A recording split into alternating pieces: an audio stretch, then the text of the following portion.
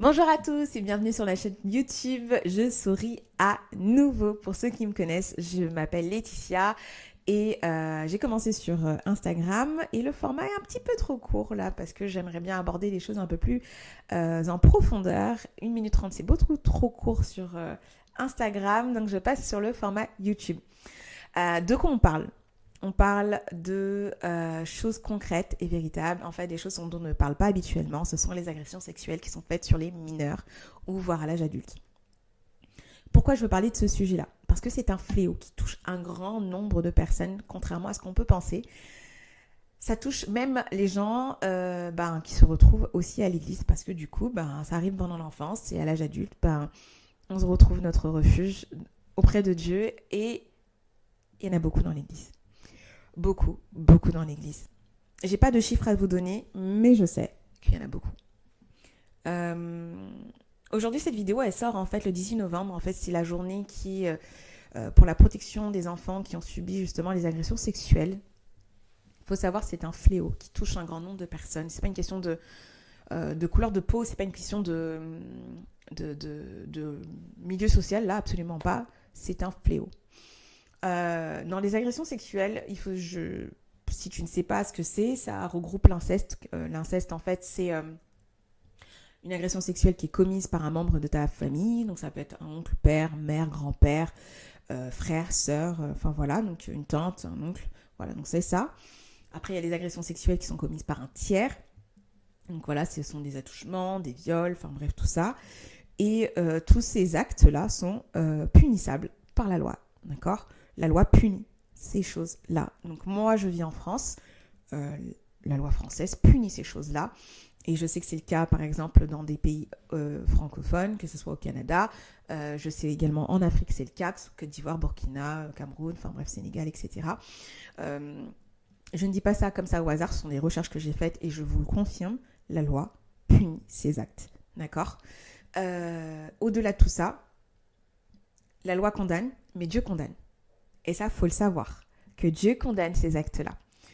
La parole le dit, dans Lévitique, je n'ai pas la référence, mais elle condamne. Dieu est contre ces choses-là. Donc, j'en parlerai dans d'autres vidéos un peu plus tard, parce que sinon, elle va être un peu trop longue, parce que c'est une vidéo de présentation, je ne vais pas trop m'étaler. Enfin, voilà. Mais le but, c'est vraiment de montrer qu'en fait, ça n'arrive... C'est pas quelque chose qui est genre... non, ce qui est très rare. Non, c'est quelque chose de très... Je vais pas dire commun, parce que si je dis commun, c'est comme si c'était genre normal. Or que c'est pas normal. Donc j'essaie de mesurer les mots, mais qui arrive bien plus souvent qu'on ne le pense à beaucoup de gens. Mais simplement, c'est parce que en fait, ces personnes-là, pourquoi on ne le sait pas ? Parce que ces personnes-là, elles sont dans un silence et elles ne parlent pas. Et c'est pas parce que en fait, on ne parle pas que ces choses-là ne sont absolument pas arrivées. Alors, pourquoi je parle de ça de façon découverte et de façon très très ouverte, on va dire ? C'est parce que en fait, moi, personnellement, j'ai vécu justement l'inceste. J'ai vécu l'agression sexuelle donc, qui a été faite par un membre de ma famille. Et de mes 8 à 12 ans, je sais très bien l'impact qu'il y a des agressions sexuelles qu'il y a sur notre propre vie en tant que victime.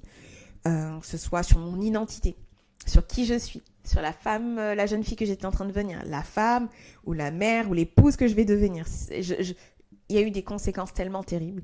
Mon rapport à moi, le rapport avec l'autre, le sexe opposé, comment je ne savais pas dire non. J'étais très méfiante. J'avais porté un masque de tout va bien, poker face, comme on dit si bien. Désolée pour l'accent américain, mais en tout cas, du coup, l'idée c'est ça en fait. C'est que moi, j'étais en mode je me cache. Je ne veux pas que les gens sachent. Et j'étais en mode survie au lieu de vivre. J'étais en mode, je peux me débrouiller par moi-même. Je ne veux d'aide de personne. Je veux pas que les gens m'aident. Je me méfiais complètement des gens. Les gens s'approchaient de moi. T'approches pas trop de moi. Je sais pas qui tu es. Je sais pas ce que tu veux pour moi. Donc du coup, j'étais en mode vraiment très comme ça. Et ça a duré pendant très longtemps. Jusqu'à ce que Dieu vienne dans ma vie et qu'il commence justement à faire son travail avec moi. De restauration, de guérison, de pardon. de pardon vis-à-vis de moi, de pardon vis-à-vis également de l'autre, de l'agresseur, de ma famille, en fait de plein de choses. Je suis toujours dans ce process de guérison, même si je sais que j'ai bien avancé, bien avancé. Mais il y a encore des petites choses quand même que Dieu continue de traiter, de venir guérir, et il continue de le faire. Donc, dans cette chaîne YouTube, le but, c'est d'encourager et de dire que mon frère, ma sœur, tu n'es pas seul. On ne retrouve pas du tout son vis-à-vis dans l'église, parce qu'on ne parle pas de ce sujet-là. En tout cas, pas de façon ouverte. Entre célibataires, on sait, je prends cet exemple-là, on sait quand quelqu'un est célibataire et que tu rencontres ta sœur à l'église, bon, elle est célibataire, on a les mêmes défis, bon, c'est un peu compliqué, etc. Ok, donc ça, on peut retrouver. Ça, ou quelqu'un qui est maman, elle va se retrouver avec une autre maman et dire, on a des difficultés, c'est compliqué avec mon fils ou ma fille, bref, machin, etc. Bref, ok, on se partage et on s'encourage. Mais ça, on ne le retrouve pas du tout. Mais personne, je suis désolée, mais moi, dans l'église, je n'ai pas trouvé... je n'ai pas retrouvé mon vis-à-vis dans ça. Parce que, en fait, c'est quelque chose dont on ne parle pas. Parce que, en fait, c'est quelque chose qui est dans le silence. Parce que c'est quelque chose qu'on veut cacher. Parce que, je dis pas que l'église veut le cacher, c'est juste parce que les personnes, les victimes, les gens qui ont vécu ça, ne veulent pas, ils veulent pas du tout en parler, ou ils ont honte d'en parler parce qu'il y a encore la culpabilité, il y a le déni aussi. Encore, on se dit, moi, ces choses-là, je les laisse de côté. Pour moi, ça, c'est pas arrivé. Ça fait partie de mon passé. Moi, j'avance vers l'avenir. Et je laisse de côté. Donc ça, je le mets dans une box bien fermée à clé. On la jette et on n'en parle plus. On rouvre plus ce placard-là parce que ça fait trop mal. Et c'est entendable et c'est compréhensible. Mais moi, j'ai envie de te dire que Dieu voit ton silence. Dieu voit ce placard ou cette box, cette boîte fermée et il veut l'ouvrir. Il veut guérir et il veut te restaurer. Pas à moitié, mais il veut le faire pleinement. Il veut le faire pleinement.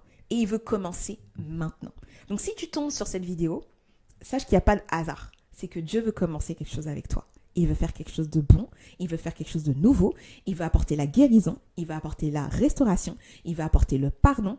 Il ne veut pas le faire à moitié. Il veut le faire corps, âme et esprit. Il veut que tu te délies de cette personne.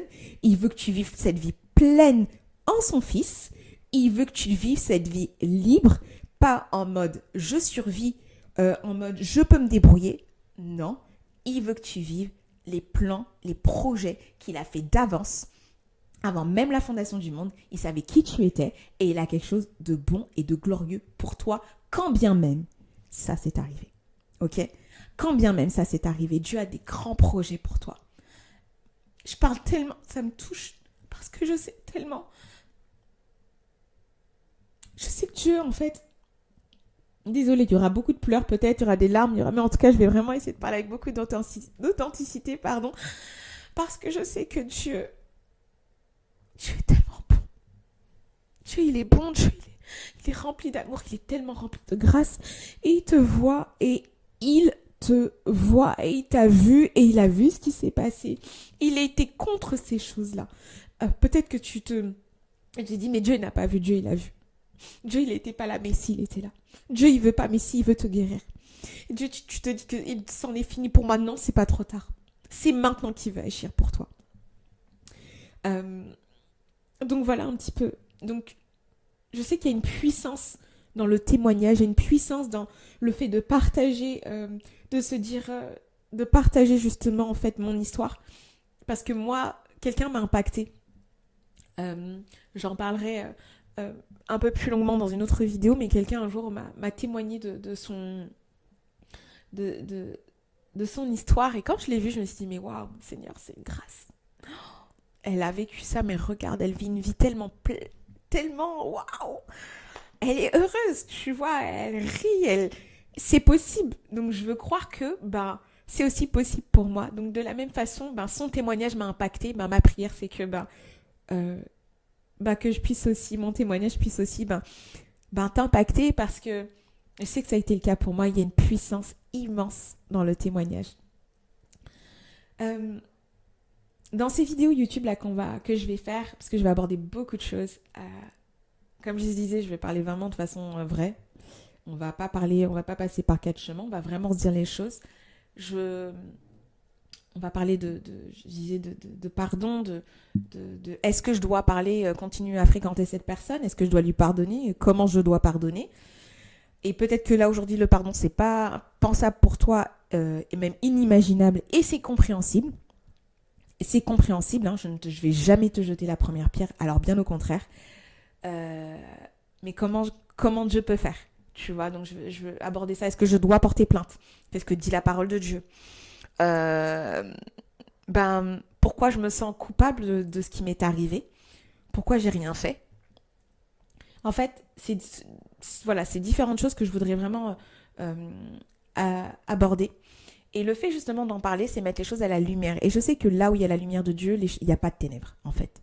Tu vois, on chasse les ténèbres et la lumière de Dieu chasse les ténèbres. Elle chasse les ténèbres. Donc, mettons aujourd'hui les choses à la lumière de Dieu. Parlons vrai, que ça arrive bien plus qu'on ne le pense, encore aujourd'hui. Et que c'est à nous aussi, en tant qu'enfants de Dieu, en tant que parents, de prévenir, de faire attention, de parler de ces choses-là qu'on ne désire pas. On souhaite, véritablement, je le souhaite vraiment à personne, en fait. Hein. Même pas, comme on dirait l'expression mondaine, même à mon pire ennemi, je ne le souhaite, absolument pas du tout, tu vois. Mais ce sont des choses qui arrivent. Donc voilà un petit peu ce dont j'aimerais bien parler les prochaines fois. En tout cas, si tu as des sujets, des thèmes que tu voudrais que j'aborde justement par rapport aux agressions sexuelles, des conséquences, des choses, des masques, enfin bref, si tu as des sujets, j'en ai cité quelques-uns, mais si tu as des choses que tu voudrais que j'aborde, faut pas hésiter à le mettre en commentaire en bas. Je prendrai vraiment le temps justement d'en parler, mais surtout comment Dieu restaure. Le but, c'est vraiment d'encourager, hein, ok. On dénonce. Je crois que justement le fait de témoigner, d'encourager, c'est aussi nous permettre de dénoncer ces faits-là et de se dire au final que il y a une vie qui est possible avec Dieu, qui reconstruit, qui nous voit en fait en train de souffrir et que Dieu veut prendre cette souffrance et parce qu'il l'a pris tout à la croix. Et ça, faut clairement pas oublier que Dieu a tout pris à la croix. Il a vraiment tout pris à la croix.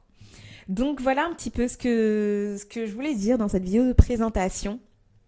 Donc n'hésitez pas à partager autour de vous parce que on ne sait pas justement qui ça peut toucher, qui a été victime et qui ça peut aider. Et comme je disais tout à l'heure, je ne vais pas me répéter, je sais qu'il y a une puissance dans le témoignage, le fait justement de se dire je peux retrouver mon vis-à-vis, ça aide quoi.